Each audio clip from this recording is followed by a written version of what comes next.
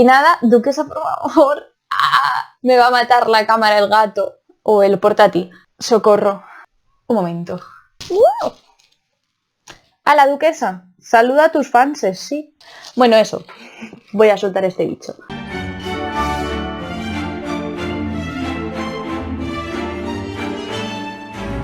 ¡Holi! Bienvenidos otra vez al canal. Hace como 5 meses que no subo vídeo, soy consciente de ello, no me ha dado la vida, pero sois mi trabajo de fin de máster y entonces he decidido subir varios vídeos seguidos, a ver cómo quedan. Si le cojo el truquillo a esto de subir vídeos todas las semanas, pues tendréis más vídeos. En el vídeo de hoy vamos a hablar del cannabis, así que nada, empezamos. ¿De dónde sale el cannabis? Por si vuestros conocimientos en el mundo de la droga son tan reducidos como son los míos, aquí tenéis una de las plantas de donde se puede extraer la marihuana, se llama Cannabis sativa. Pero es verdad que existen otras 2 subespecies de la planta cannabis que también pueden producir esta droga. Cannabis indica y Cannabis ruderalis. La más conocida es la planta de Cannabis sativa, pero la planta de Cannabis indica también puede ser utilizada para producir marihuana. La única diferencia entre una y otra es al clima al que están adaptadas. En cambio, la planta Cannabis ruderalis no suele ser cultivada por sus bajos niveles en THC. El THC es la sustancia psicoactiva que te hace colocarte, básicamente. La planta del cannabis es dioica, es decir, tenemos individuos machos e individuos hembra. La que nos interesa son las hembras, de ahí se cogen las hojas y las flores para producir la marihuana. ¿Cómo se consume esta droga? Básicamente hay 2 formas, inhalarla o comerla. Si la inhalas, es decir, que la droga entre a través de tu sistema respiratorio, tienes que fumarla en forma de porro, pipa o sisa, cachimba, estas pipas de agua, vamos. Aunque algunas personas no quieren estar ahí respirando humos y deciden utilizar vaporizadores para consumirla. Por otra parte, también se puede comer, es decir, que entra a tu cuerpo a través del sistema digestivo. Las personas la mezclan con alimentos como brownies, galletas, bizcochos o incluso también se puede tomar en forma de infusión, haciéndose un té. ¿Qué diferencia hay entre ingerir o inhalar la droga? Cuando fumas o inhalas el cannabis, la droga pasa directamente a los pulmones y desde ahí al torrente sanguíneo. De esta manera llega muchísimo más rápido al cerebro. En cambio, cuando se ingiere, primero tiene que pasar a través del sistema digestivo y ya después llega al torrente sanguíneo. Por eso, cuando se fuma, los efectos de la droga son prácticamente inmediatos, pero cuando se ingiere, estos efectos tardan en aparecer entre 30 minutos, 1 hora. Esto lo que hace es que aquellas personas que toman la droga junto con alimentos tengan más posibilidades de consumir más droga de la que deberían y sufrir una sobredosis. En España, el cannabis es la droga que más se consume después del alcohol y del tabaco. La edad media a la que empieza su consumo cada vez es menor, ahora mismo está en 15 años. Y justo antes del inicio de la pandemia, el Ministerio de Sanidad hizo un estudio de cómo iba el consumo de drogas en España.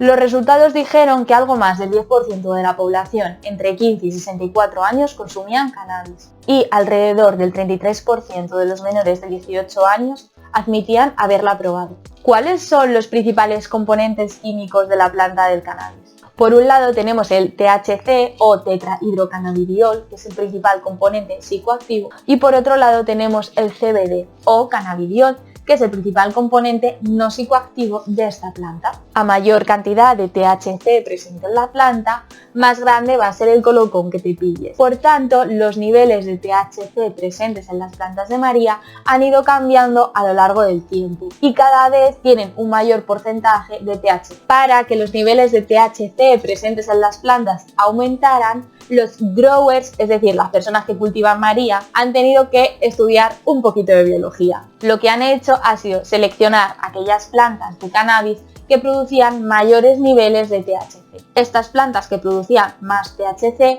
han sido las que han seguido cruzando entre sí para producir plantitas hijas que produzcan mayores niveles todavía de THC. Por otro lado, cultivar esta plantita en condiciones óptimas hace que los niveles de THC presentes en la misma aumenten. Ahora vamos a hablar de los efectos a corto plazo del cannabis, es decir, ¿qué te ocurre cuando te fumas un porro? Para ello vamos a centrarnos en el THC y los efectos que produce esta sustancia en nuestro cuerpo. Por si no la conocíais, esta es la estructura molecular del THC. Curiosamente, la estructura molecular del THC se parece muchísimo a la de una molécula llamada anandamida que es producida de manera natural por nuestro cuerpo. La anandamida es un neurotransmisor. Es una sustancia que se libera durante el proceso de comunicación entre las neuronas, la sinapsis. Cuando una neurona libera anandamida, la siguiente célula nerviosa la detecta a través de unos receptores especializados y de esta manera se activan ciertas áreas del cerebro. Este neurotransmisor, la anandamida, es endocannabinoide, es decir, su molécula es muy similar a la del cannabis, lo único que es producida de manera natural por nuestro cuerpo.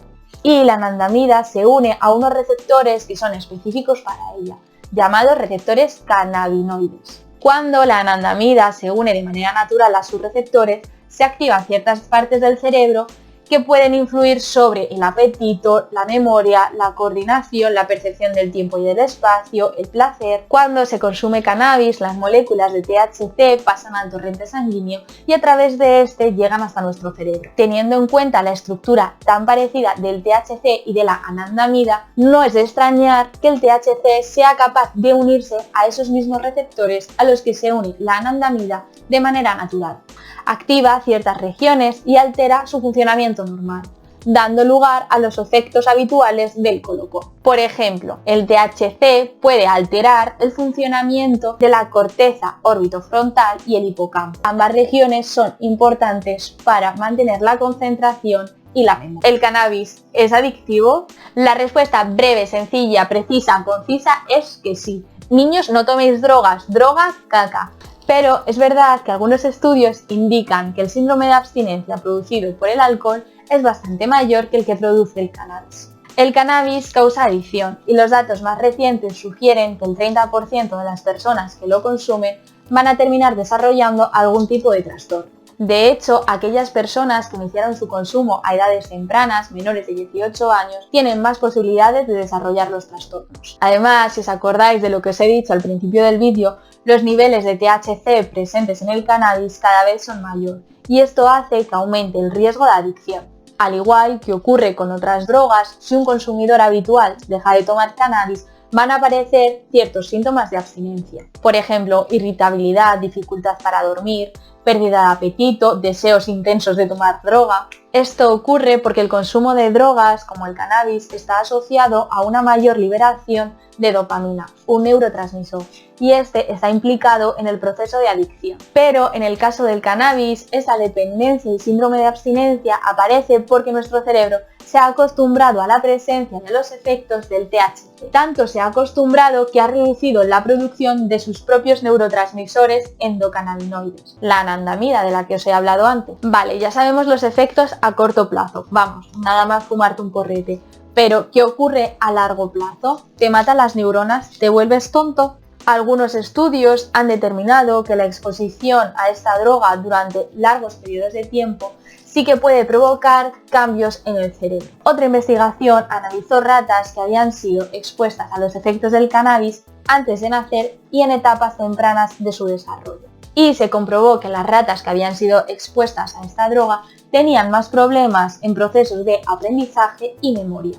Y es que el consumo de esta droga en etapas de desarrollo como la adolescencia puede afectar a la maduración del sistema endocannabinoide, alterando el correcto funcionamiento del cerebro. Además, varios estudios han asociado el consumo de marihuana con un mayor riesgo de sufrir trastornos psiquiátricos. Obviamente, el desarrollo de estos trastornos también va acompañado de un componente genético, y es que algunas personas tienen más predisposición que otras a sufrir ciertas enfermedades. De hecho, investigaciones recientes han descubierto que aquellas personas que consumen de manera habitual marihuana y tienen una variable específica del gen AKT1 tienen muchas más posibilidades de sufrir psicosis. Y ya para terminar, vamos a hablar de las posibles aplicaciones terapéuticas del cannabis. Si os acordáis, al principio del vídeo os he hablado de los dos componentes principales del cannabis, el THC, sustancia psicoactiva, que te coloca, de la que llevamos hablando todo el rato, y el CBD o cannabidiol, que es el principal componente no psicoactivo. La capacidad de esta molécula para unirse a ciertos receptores sin desencadenar efectos psicoactivos La haría perfecta para crear tratamientos contra la epilepsia, el estrés, la ansiedad, la depresión o incluso para tratar dolores crónicos. Aunque todavía queda muchísima investigación por hacer, ya que no se conoce exactamente cómo funcionan estos procesos. Y por último, os quería hablar de las propiedades antibióticas del CBD. Imagino que ya lo sabréis, pero os cuento, nos estamos quedando sin antibióticos. El mal uso que hemos hecho de estos a lo largo del tiempo han terminado provocando que las bacterias desarrollen resistencia frente a esto. Por eso, encontrar nuevos antibióticos capaces de luchar contra estas bacterias resistentes es una de las mayores prioridades. Un estudio bastante reciente ha descubierto que el uso de cannabidiol junto con ciertos antibióticos aumenta y potencia su efecto. Y se ha visto que algunas bacterias, como las que producen la gonorrea, la meningitis o la legionela, son sensibles a su acción. Algo bastante curioso es que la bacteria causante de la gonorrea tiene bastante facilidad para escapar a la acción de los antibióticos. La gonorrea actualmente es una de las enfermedades de transmisión sexual más extendidas por todo el mundo y ya no existe un único antibiótico que la trate de manera eficaz. Por eso su sensibilidad ante el cannabidiol arroja cierta esperanza. Y el cannabidiol también es eficaz frente a Staphylococcus aureus resistente a meticilina. Esta bacteria produce de manera bastante común infecciones dentro de los hospitales y es difícil de tratar ya que es resistente a muchos antibióticos. Pero ¿cómo actúa el CBD contra las bacterias? Bueno, parece que hay como dos vías de acción, aunque los investigadores todavía están intentando descubrir exactamente cómo funciona este proceso. Se cree que el cannabidiol actúa directamente sobre la membrana celular de las bacterias, rompiéndola. Esto terminaría desencadenando su muerte. Y también podría actuar rompiendo las biopelículas que forman las bacterias. Una biopelícula es una sustancia secretada por las bacterias donde éstas se quedan pegadas. De esta forma obtienen protección y además pueden comunicarse entre sí. Romper estas biopelículas facilitaría la acción de otros antibióticos y la del sistema inmune. Y hasta aquí el vídeo, espero que os haya gustado, que hayáis aprendido algo, drogas caca. Si os ha gustado, pues eso, lo de siempre, suscribíos, dadle a like y nos vemos en el próximo. ¡Adiós!